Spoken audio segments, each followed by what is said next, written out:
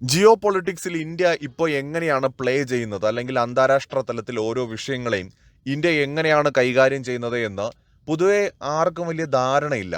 അതുകൊണ്ടാണ് ഇന്ത്യയുടെ പ്രധാനമന്ത്രി നരേന്ദ്രമോദി ട്രംപിനെ പോയി കണ്ടിട്ട് ട്രംപിനോട് ദേഷ്യപ്പെട്ടില്ല, അല്ലെങ്കിൽ ട്രംപിനോട് സെലൻസ്കിയും അല്ലെങ്കിൽ ഫ്രഞ്ച് പ്രസിഡന്റ് ഇമ്മാനുവൽ മാക്രോണും കാണിച്ച ദേഷ്യം കാണിക്കാതെ ട്രംപിനോട് സൗഹൃദമായി സംസാരിച്ചു എന്ന് പലരും പറയുന്നത്. അവരാഗ്രഹിക്കുന്നത് മോദി ചെന്നിട്ട് ട്രംപിനെ 4 ചീത്ത പറഞ്ഞിട്ട് എണീറ്റ് വരണമെന്നായിരുന്നു സെലൻസ്കി ചെയ്തതുപോലെ. ഇത്തരത്തിൽ കമന്റുകൾ എഴുതുന്നവർ അല്ലെങ്കിൽ അഭിപ്രായം പറയുന്നവരുടെ അറിവില്ലായ്മ എത്രത്തോളം ഭയാനകമാണ് എന്ന് നമ്മൾ മനസ്സിലാക്കണം. അതായത് ഇന്ത്യയുമായിട്ട് വളരെ നല്ല ടേംസിലുള്ള രാജ്യമാണ് US. നരേന്ദ്രമോദിയുമായിട്ട് വ്യക്തിപരമായിട്ട് വളരെ അടുത്ത റിലേഷനുള്ള ഒരു ഒരു ഒരു പ്രസിഡന്റാണ് ട്രംപ്. അപ്പോൾ ഇരുവരും തമ്മിൽ വഴക്കുണ്ടാക്കേണ്ട ഒരു സാഹചര്യവുമില്ല. എന്തെങ്കിലും അഭിപ്രായ വ്യത്യാസങ്ങൾ ഉണ്ടെങ്കിൽ ഒരു ടേബിളിൽ ഇരുന്ന് നെഗോഷിയേറ്റ് ചെയ്യാവുന്ന കാര്യങ്ങളേ ഉള്ളൂ. ഇപ്പൊ ഇന്ത്യയുടെ പീയൂഷ് ഗോയൽ US പോയിരിക്കുകയാണ്, അവിടെ ചെന്ന് ട്രേഡ് ഡീലുമായിട്ട് ബന്ധപ്പെട്ട കാര്യങ്ങൾ മുന്നോട്ട് നീക്കാൻ. അപ്പോൾ ഇങ്ങനെയാണ് കാര്യങ്ങൾ വർക്ക് ചെയ്യുന്നത്. എല്ലാ രാജ്യങ്ങളോടും നമ്മൾ ഒരുപോലെ അല്ല പെരുമാറേണ്ടത്. എല്ലാ രാജ്യങ്ങളെയും പിണക്കുകയല്ല, സുഹൃത്താക്കി നിർത്തുക തന്നെയാണ് ഇന്ത്യയുടെ ലക്ഷ്യം. ഇന്ത്യ ഏത് സാഹചര്യത്തിലും നമ്മുടെ രാജ്യത്തിന് ആവശ്യമായിട്ടുള്ള കാര്യങ്ങൾ നേടിയെടുക്കുന്നു എന്നുള്ളതാണ് ഏറ്റവും പ്രധാനം. അതായത് നരേന്ദ്രമോദി നേരിട്ടിപ്പോൾ ചെന്ന് ഒന്നും പറയേണ്ട കാര്യം പോലുമില്ല.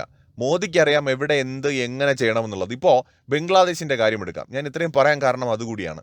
ബംഗ്ലാദേശിൻ്റെ ഇപ്പോഴത്തെ താൽക്കാലിക ഭരണകൂടത്തിൻ്റെ തലവനുണ്ടല്ലോ, നമ്മുടെ മുഹമ്മദ് യൂനിസ്. അദ്ദേഹം BBC കൊടുത്ത ഒരു അഭിമുഖത്തിൽ പറഞ്ഞത്, ഇന്ത്യയെ ആശ്രയിക്കുകയല്ലാതെ ബംഗ്ലാദേശിന്റെ മുന്നിൽ മറ്റു വഴികളൊന്നും തന്നെ ഇല്ല എന്നാണ്. ഈ ഏപ്രിൽ മാസത്തിൽ നടക്കാൻ പോകുന്ന ബിംസ്റ്റെക് ഉച്ചകോടിയുണ്ട്. ബിംസ്റ്റെക് എന്ന് പറയുമ്പോൾ ഇന്ത്യ വളരെ പ്രാധാന്യം കൊടുക്കുന്ന ഒരു കൂട്ടായ്മയാണ്. ബംഗാൾ ഉൾക്കടലിന്റെ സമീപത്ത് വരുന്ന രാജ്യങ്ങൾ, ഇന്ത്യയുടെ സ്വാധീനം വളരെ ഉള്ള ഒരു കൂട്ടായ്മയാണ്. തായ്ലൻഡ് ഉണ്ട്, മ്യാൻമാർ ഉണ്ട്, ഇന്ത്യയുണ്ട്, ശ്രീലങ്കയുണ്ട്, ബംഗ്ലാദേശ് ഉണ്ട്, നേപ്പാൾ ഉണ്ട്, ഭൂട്ടാൻ ഉണ്ട്. അങ്ങനെ ഈ രാജ്യങ്ങളെല്ലാം തന്നെ പങ്കാളികളായിട്ടുള്ള ബിംസ്റ്റെക് എന്ന് പറയുന്ന ഓർഗനൈസേഷൻ, പാകിസ്ഥാനെ ഒഴിവാക്കിക്കൊണ്ടുള്ള ഒരു ഓർഗനൈസേഷനാണ്.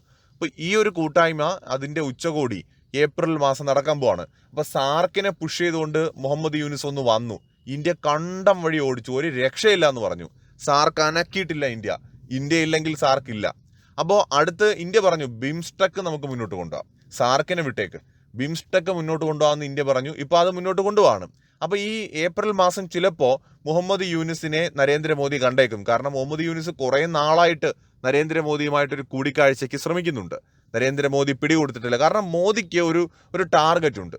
ആ ടാർഗറ്റ് അച്ചീവ് ചെയ്യാതെ നരേന്ദ്രമോദി ഒന്നിനും വഴങ്ങിക്കൊടുക്കുന്ന ആളല്ല. ഇപ്പോൾ ബംഗ്ലാദേശിൻ്റെ ഏതെങ്കിലും ഒരു നിലപാടിൽ ഇന്ത്യ ഗവൺമെന്റിന് വിയോജിപ്പുണ്ടെങ്കിൽ ആ നിലപാടിൽ കൃത്യമായിട്ട് അവർ മാറി ഇന്ത്യക്ക് അനുകൂലമായിട്ട് അവർ വരണം, എന്നാലേ മോദി കാണൂ. മാൽഡീവ്സിന്റെ പ്രസിഡന്റ് നമ്മുടെ മുഹമ്മദ് മൊയ്സു എന്തായിരുന്നു ചാട്ടം. എന്നിട്ട് എന്തായി? ഇന്ത്യയുടെ മുമ്പിൽ സാഷ്ടാംഗം പ്രണമിക്കേണ്ടി വന്നു. അതുപോലെ തന്നെയാണ് മുഹമ്മദ് യൂനിസിന്റെയും തലയിലെഴുത്ത്. ബംഗ്ലാദേശ് എന്ന് പറയുന്ന രാജ്യം ഒരുപാട് അഹങ്കരിച്ചു, പ്രത്യേകിച്ച് മുഹമ്മദ് യൂനിസിന്റെ നേതൃത്വത്തിൽ. പക്ഷെ അവർ തിരിച്ചറിയുകയാണ് ഇന്ത്യ എങ്ങനെയൊക്കെയാണ് പണി കൊടുക്കുന്നത്. അതായത് ഇന്ത്യക്കിട്ട് പണിയാൻ വേണ്ടിയിട്ട് പാകിസ്ഥാൻ പ്രധാനമന്ത്രി ബംഗ്ലാദേശിനുമായിട്ട് ഭയങ്കരമായിട്ട് ബന്ധമുണ്ടാക്കാൻ നോക്കി. പക്ഷെ ഇപ്പോൾ പാകിസ്ഥാൻ എപ്പോൾ വേണമെങ്കിലും 2ഓ 3ഓ രാജ്യമായിട്ട് തകരാം, സ്പ്ലിറ്റ് ആവാം എന്ന അവസ്ഥയിലാണ്. കാരണം എന്താണ്? ബലൂജിൽ ഭയങ്കരമായ പ്രക്ഷോഭം നടക്കുന്നു, ഖൈബർ പക്തൂൺഖ മേഖലയിൽ ഭയങ്കരമായിട്ടുള്ള പ്രക്ഷോഭം നടക്കുന്നു. അങ്ങനെ ഏത് സമയത്ത് വേണമെങ്കിലും പാകിസ്ഥാൻ 2ഓ 3ഓ രാജ്യമായിട്ട് പിളർന്നു പോകാം എന്ന സ്ഥിതിയുണ്ട്. ഇത് ഇന്ത്യ പറഞ്ഞതല്ല, ഇത് പറഞ്ഞിരിക്കുന്നത് യഥാർത്ഥത്തിൽ പാകിസ്ഥാൻ പാർലമെന്റിൽ ഒരു MP തന്നെയാണ് ഇക്കാര്യം പറഞ്ഞിരിക്കുന്നത്. ഇത് പാകിസ്ഥാൻ ഗവൺമെന്റ് അംഗീകരിക്കുകയും ചെയ്യുന്നുണ്ട്. ആ ഭാഗങ്ങളിൽ, അതായത് ബലൂജിലും ഖൈബർ പക്തൂൺഖ മേഖലയിലുമൊക്കെ ഇന്റർനെറ്റ് അടക്കം അവർ കട്ട് ചെയ്തിരിക്കുകയാണ്. അത്രയേറെ പ്രശ്നങ്ങൾ അവിടെ നടന്നുകൊണ്ടിരിക്കുകയാണ്. ഇത് മാത്രമല്ല, ഇന്ത്യൻ നദികളെ ആശ്രയിച്ചുകൊണ്ടാണ് പാകിസ്ഥാനിലെ പല ഭാഗങ്ങളും നിലനിൽക്കുന്നത്. ഇപ്പൊ ഇന്ത്യയിൽ നിന്ന് ജലത്തിന്റെ ഒഴുക്ക് നിന്നുപോയ പാകിസ്ഥാൻ വലിയ രീതിയിലുള്ള ക്ഷാമം നേരിടും, വെള്ളത്തിന് പോലും. അങ്ങനെ ഒരു അവസ്ഥ അവർക്കുണ്ട്. അപ്പൊ ഇന്ത്യ ഗവൺമെന്റ് ഘട്ടം ഘട്ടമായിട്ട് ഓരോ നദികളിലും തടഞ്ഞുകൊണ്ടിരിക്കുകയാണ് പാകിസ്ഥാന് വെള്ളം കൊടുക്കുന്നത്. അത് എന്ത് ചെയ്യുന്നു വെച്ചാൽ, ഇന്ത്യ ഈ വെള്ളം മാക്സിമം യൂസ് ചെയ്യാണ്. അപ്പൊ അങ്ങോട്ട് പോകാൻ വെള്ളമില്ല. അപ്പോൾ ഇങ്ങനെയൊക്കെ ഒന്നിനു പുറകെ ഒന്നായിട്ട് പാകിസ്ഥാൻ ഇന്ത്യ പണി കൊടുത്തുകൊണ്ടേയിരിക്കുകയാണ്. അപ്പൊ ഇത്തരം പ്രശ്നങ്ങൾ നേരിടുന്ന പാകിസ്ഥാൻ എങ്ങനെയാണ് ബംഗ്ലാദേശിനെ സഹായിക്കുക? ഇപ്പൊ ബംഗ്ലാദേശിനെ സംബന്ധിച്ച് അവിടെയും ഇത് തന്നെയാണ് പ്രശ്നം. ഇന്ത്യയുമായിട്ടുള്ള ജലം പങ്കുവയ്ക്കുന്ന കരാറ് ഇന്ത്യ ഒന്ന് പിൻവാങ്ങിയാൽ ബംഗ്ലാദേശ് പെട്ടുപോകും. അതുപോലെ തന്നെ ഇന്ത്യയുമായിട്ടുള്ള ട്രേഡ്, ബംഗ്ലാദേശിന് പ്രധാനമായിട്ടും നിലനിർത്തിയിരുന്നത്, അവരുടെ എക്കണോമിയെ നിലനിർത്തിയിരുന്ന ഇന്ത്യയുമായിട്ടുള്ള ട്രേഡാണ്. ആ ട്രേഡിൽ കാര്യമായിട്ടുള്ള പ്രശ്നങ്ങൾ ഉണ്ടായിട്ടുണ്ട്. ഇപ്പോൾ യൂറോപ്യൻ യൂണിയൻ ബംഗ്ലാദേശിൽ താൽക്കാലിക ഗവൺമെന്റിനെ തള്ളി പറഞ്ഞിരിക്കുകയാണ്. മുഹമ്മദ് യൂനിസിന് അക്രമത്തെ പിടിച്ചു നിർത്താൻ കഴിയുന്നില്ല. ബംഗ്ലാദേശ് കുത്തഴിഞ്ഞ ഭരണകൂടമായി മാറിയിരിക്കുന്നു. ബംഗ്ലാദേശിൽ ന്യൂനപക്ഷങ്ങൾ ആക്രമിക്കപ്പെടുന്നുവെന്ന് യൂറോപ്യൻ യൂണിയൻ പറഞ്ഞിരിക്കുകയാണ്. ഇത്രയും കാലം യൂറോപ്യൻ യൂണിയൻ ഇങ്ങനൊരു കാര്യം പറഞ്ഞിട്ടില്ല. ആദ്യമായിട്ടാണ് യൂറോപ്യൻ യൂണിയൻ മുഹമ്മദ് യൂനിസ് സർക്കാരിനെ തള്ളി പറയുന്നത്. അപ്പോൾ ഒന്നിനു പുറകെ ഒന്നായിട്ട് ഇന്ത്യ പണി കൊടുത്ത് പ്രഷർ കൊടുത്ത് ഒരു ദിവസം 8ഉം 10ഉം ഗുളിയൊക്കെ എടുക്കേണ്ട അവസ്ഥയിലാണ് നമ്മുടെ മുഹമ്മദ് യൂനിസ്. അദ്ദേഹത്തിന് കിടന്നിട്ട് ഉറക്കം വരുന്നില്ല, അത്രയ്ക്കും BP ആണ്. കാരണം ഇന്ത്യ അമ്മാതിരി പണി കൊടുത്തു. ഒടുവിൽ അദ്ദേഹത്തിന്റെ വാ കൊണ്ട് അദ്ദേഹത്തിന് പറയേണ്ടി വന്നു, ഇന്ത്യയുടെ സഹായം സ്വീകരിക്കുക അല്ലാതെ, അല്ലെങ്കിൽ ഇന്ത്യയെ ഡിപ്പെൻഡ് ചെയ്യുക അല്ലാതെ ബംഗ്ലാദേശിന് ഓരോ ഓപ്ഷനും ഇല്ല.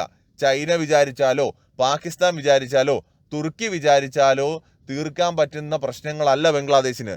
ഇന്ത്യയോട് അത്രയധികം ഡിപ്പെൻഡഡ് ആണ് ബംഗ്ലാദേശ് എന്ന യാഥാർത്ഥ്യം മുഹമ്മദ് യൂനിസ് തിരിച്ചറിയുകയാണ്.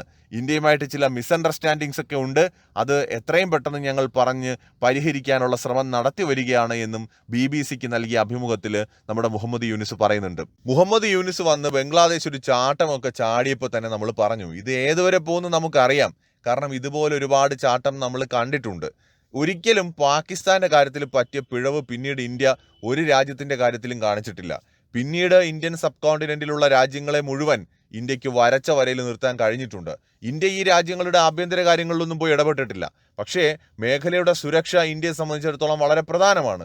ഇന്ത്യ എന്നത് 145 കോടി ജനങ്ങളുള്ളൊരു രാജ്യമാണ്.